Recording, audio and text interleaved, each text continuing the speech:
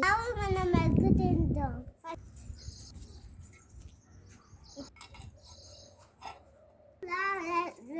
Egg ready.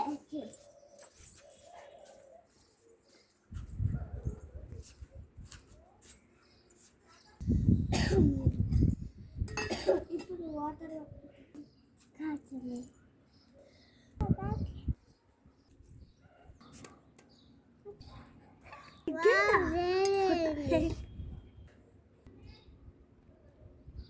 Egg ready అయింది. ఎందుకు వచ్చింది? ఆవు కాచింది. అన్న ఎగ్గు చూడు.